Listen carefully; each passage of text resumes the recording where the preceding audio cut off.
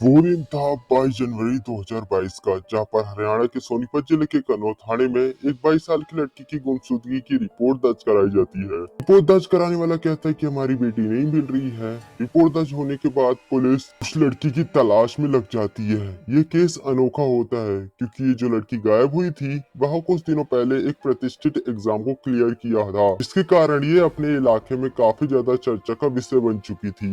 उन्होंने कनाडा की एक बड़ी यूनिवर्सिटी में एडमिशन पा लिया था। ये कनाडा में ले रहकर पढ़ाई कर रही थी। वह लड़की जो कि हाल ही में वापस हरियाणा में लौटी थी। इस दर्ज होने के बाद मामले की जांच के लिए केस क्राइम ब्रांच को सौंप दिया जाता है। कई दिनों तक जांच चलती है और पुलिस जिसे कुछ भी सबूत नहीं मिलते, कोई भी कामयाबी नहीं मिलती, पर 9 महीने बाद एक ऐसे राज से पर्दा उठता है जो कि हर किसी को हैरान कर देने वाला था। दरअसल ये लड़की जो किसी से प्यार करने लगी थी, लेकिन प्यार में उसे धोखा मिला और धोखा ऐसा जिसके बारे में कोई भी सोच नहीं सकता था। पूरी की पूरी कहानी आपको हैरान कर देने वाली होगी और आप भी इससे जरूर सबक लेंगे अपने जीवन पर। और तो और इस घटना के पीछे का जो कारण था वह भी एक अनोखा और अविश्वसनीय था। सो गाइस, क्या थी एक क्राइम की घटना, समझते हैं इस वीडियो में। गाइस, हम बात कर रहे हैं हरियाणा के मशहूर मनोकिका केस के। मोनिका जो 22 साल की थी, जो कि हरियाणा के रोहतक जिले के गांव की रहने वाली थी।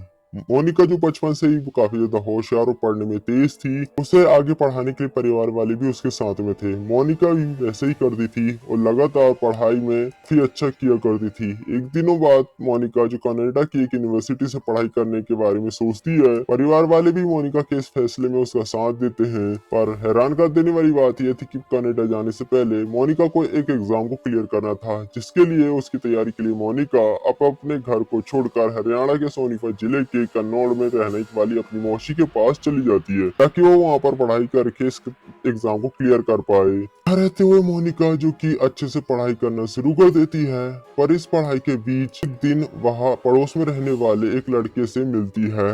एक दिन, 2 दिन और इस तरीके से हमेशा वह उस लड़के से मिला करती थी। ये मुलाकात लगातार बढ़ने लगती है और देखते ही देखते दोनों एक दूसरे को प्यार करने लगते हैं। मोनिका जिस लड़के को पसंद करने लगी थी वह लड़का था सुनील, जिसका नाम चिल्ला नाम भी था। बहुत जल्द मोनिका जो शिल्ला से प्यार करने लगती है और दोनों ही एक दूसरे को मन से प्यार करने लगते हैं। मोनिका जिसका एग्जाम आता है और वह IALTS एग्जाम को पास करते हुए कनाडा जाने के लिए पूरी तरीके से तैयार हो जाती है। मोनिका की इस कामयाबी पर सभी लोग बहुत ज्यादा खुश थे। मोनिका की लाइफ भी ज्यादा अच्छी चल रही थी। वह काफी पूरी जिले में फेमस हो जाती है। सारी कार्रवाई पूरी होने के बाद मोनिका अपनी पढ़ाई के लिए 5 जनवरी 2022 को कनाडा पहुंच जाती है। कनाडा जाकर मोनिका बिजनेस मैनेजमेंट का कोर्स करना शुरू कर देती है। मोनिका को अभी गए हुए कुछ ही दिन थे कि सुनील जो कि बार बार मोनिका को फोन करके उसे शादी करने के लिए जल्द से जल्द इंडिया वापस आने के लिए कह रहा था। सुनील की जिद के कारण मोनिका सिर्फ 17 दिनों बाद कनाडा से वापस भारत आ जाती है। 17 दिनों बाद यानी कि 22 जनवरी 2022 को मोनिका जो कि बिना किसी को बताए, बिना परिवार वालों को बताए कनाडा से वापस हरियाणा पहुंच जाती है। हरियाणा आने के बाद वो अपने प्यार सुनील से मिलती है और ये लोग चुपचाप से बिना किसी को बताए साथ में रहना शुरू कर देते हैं। 29 जनवरी 2022 को मोनिका गाजियाबाद के आर्य समाज मंदिर में सुनील के साथ चुपके से शादी कर लेती है, यानी कि अभी लोग शादीशुदा हो चुके थे। शादी के अगले दिन यानी 30 जनवरी 2022 को मोनिका भी बिना किसी को बताए वापस से कनाडा लौट जाती है, अपनी पढ़ाई को शुरू कर देती है। कुछ महीनों तक मोनिका कनाडा में ही रहती है, पर उसके व्यवहार में अब काफी ज्यादा बदलाव आना शुरू हो चुका था। अब जब भी उसके परिवार से कोई भी उसे कॉल करता, मोनिका फोन नहीं उठाती थी, फोन काट देती थी और ज्यादा फोन करने पर यहाँ तक कि वह उनके नंबर को ब्लैकलिस्ट में ऐड कर देती थी। यानी कि मोनिका अपने परिवार से बात करने से बच रही थी। शायद यहाँ पर वह कुछ राज को छुपा रही थी। कई दिनों तक मोनिका के परिवार वाले मोनिका से कांटेक्ट करने की कोशिश करते, पर मोनिका को कुछ भी पता नहीं चलता और लास्ट में थक हार कर मोनिका की मौसी कन्नौज थाने में जाकर मोनिका की गुमशुदगी की रिपोर्ट दर्ज कराती है, जहां पर मोनिका की मौसी अपने पड़ोसी सुनील पर मोनिका के अपहरण का शक जाहिर करती है। इस रिपोर्ट के आधार पर कन्नौज पुलिस अब अपनी जांच को शुरू करती है। जांच काफी ज्यादा धीमी तरीके से हो रही थी और मोनिका के परिवार वाले इसके लिए हरियाणा के मुख्यमंत्री और गृह मंत्री तक अपनी कंप्लेन दर्ज कराते हैं कि कैसे इस केस को क्राइम ब्रांच को दे दिया जाए। मोनिका के परिवार वालों की रिक्वेस्ट के बाद इस केस की जांच रोहतक आईजी के कंट्रोल में दे दी जाती है। रोहतक आईजी इस केस को काफी ज्यादा डीपली इस तरीके से करते हैं। अब पुलिस सबसे पहले जाती है इस केस के क्राइम एक्यूज सुनील को ढूंढने के लिए। काफी प्रयास करने के बाद, कोशिश करने के बाद भी सुनील का कुछ भी पता नहीं लगता, पर पुलिस आखिरकार उसे ढूंढ ही लेते हैं। इसी बीच पुलिस को एक हिंट मिलती है कि सुनील उत्तर प्रदेश में रह रहा है और इस गुप्त सूचना के आधार पर पुलिस छापे मार कर उत्तर प्रदेश में से 2 अप्रैल 2023 को सुनील को गिरफ्तार कर लेती है। गिरफ्तार करने के बाद सुनील अनिल को अरेस्ट कर लिया जाता है। फिर उसे 8 दिन की पुलिस रिमांड में भी भेज दिया जाता है।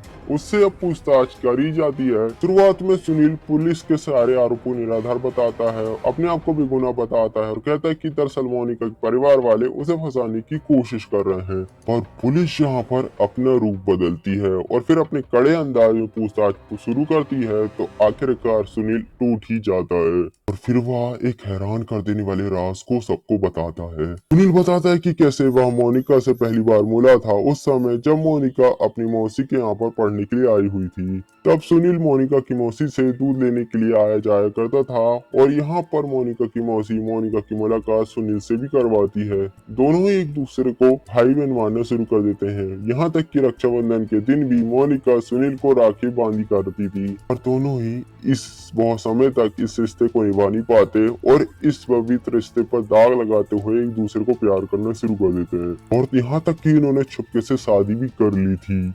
सुनील पूछताछ में ये भी बताता है कि कैसे मोनिका से शादी करने के 4 महीने बाद यानी अप्रैल महीने में एक बार फिर से उसे जबरदस्ती वह कनाडा से बुलवा लेता है और साथ में ही रहने के लिए कहता है। इस बारे में वह मोनिका जो अपने परिवारों को इस बारे में नहीं बताती। यही कारण था कि मोनिका जो कि अपने परिवार फैमिली मेंबर से फोन से बात करना अवॉइड कर दिया था, यानी बात करना बंद कर दिया था और रिश्तेदारों को ब्लॉक भी कर दिया था।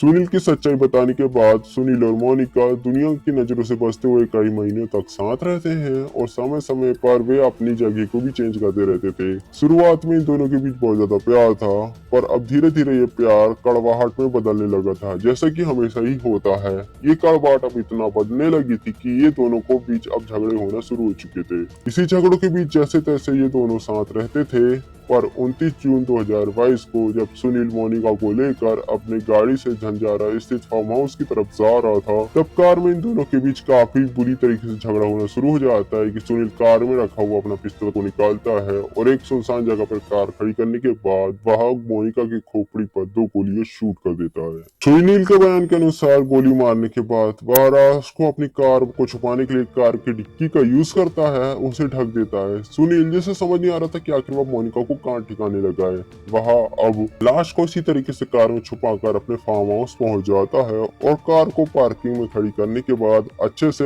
उसे कवर कर देता है। वह लाश को दफनाने की प्लानिंग कर रहा था कि तभी उसे एक बात ख्याल आता है कि क्यों ना वह लाश को इसी फार्म हाउस में गड़ा दिया जाए। अगली सुबह वह सुनील अपने घर पर कुछ मजदूरों को बुलवाता है और घर के अंदर लगभग 10 फीट गहरा गड्ढा को खुदवाता है। मजदूर पूछते हैं कि आखिर इस गड्ढे को क्यों खोदा जा रहा है, तो सुनील उन्हें बताता है, किसी दूसरे राज बताता है, दूसरे कारण बताता है और गड्ढा को खोदने के लिए कह देता है।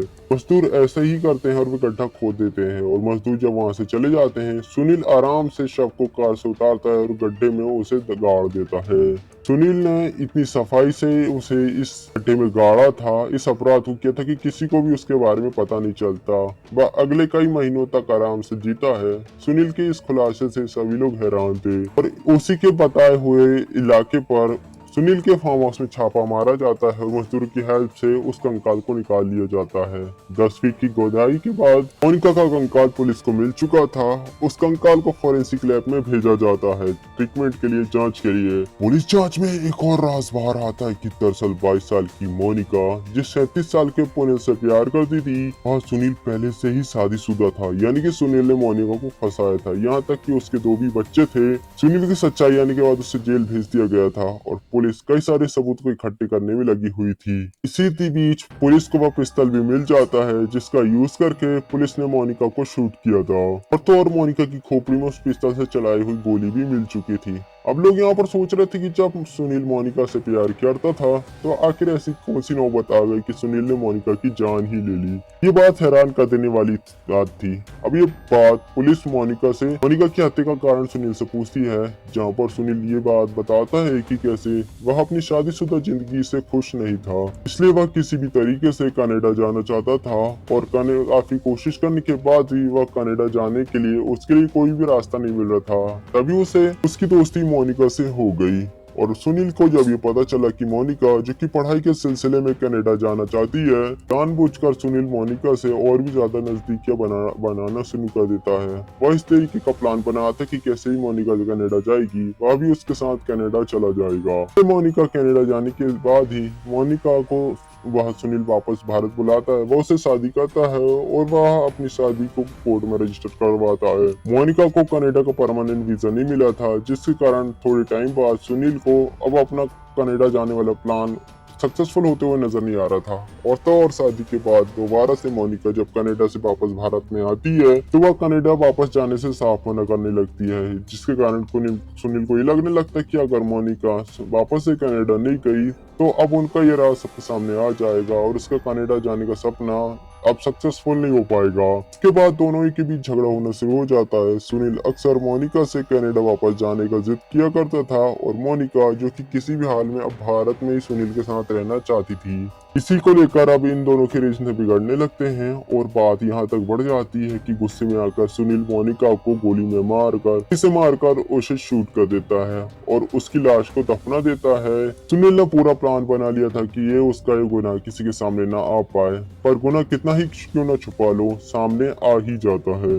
हम बात करें इस केस की स्थिति की तो सुनील पर मोनिका की मर्डर के अलावा सबूत मिटाने और धोखाधड़ी के कई सारे मामले चलाए जा रहे हैं। सोचने वाली बात यह है कि सुनील पर पहले से ही हरियाणा के कई सारे थानों में कई आपराधिक मामले दर्ज थे। हम यहाँ कह सकते हैं कि दरअसल सुनील ने भोली भाली मोनिका को अपने प्यार में फंसाया था। मोनिका जिसने कि प्यार में फिसल कर अपने परिवार वालों को इसके बारे में कोई भी सच्चाई के बारे में नहीं बताया। काश वह अपने घर वालों को सारी सच्चाई बताती और जिस लिए उसे भेजा गया था पढ़ाई के लिए वह सीधे ही पढ़ाई करती, ना कि ये सब करके उसने एक तरीके से अपने घर वालों को धोखा ही दिया और आखिरकार उसका अंजाम भी काफी बुरा ही हुआ।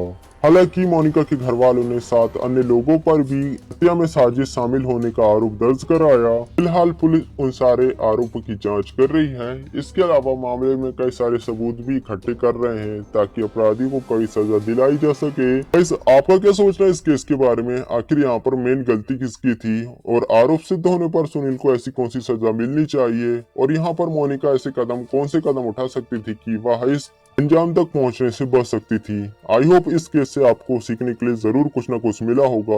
गाइस वीडियो अच्छा लगा वीडियो को लाइक कर चैनल को सब्सक्राइब करें। मैं इसी तरीके की क्राइम से रिलेटेड घटनाओं को इस चैनल में अपलोड करता हूँ। गाइस वीडियो अच्छा लगा प्लीज वीडियो को लाइक कर चैनल को सब्सक्राइब करें। मिलते हैं इसी तरीके की किसी दूसरी वीडियो में जहाँ पर आप जानेंगे दूसरी क्राइम की घटनाओं को और 70 क्राइम की अपनी दुनिया में क्राइम की घटनाओं से अपने जीवन में। मिलते हैं नेक्स्ट वीडियो में, तब तक के लिए बाय।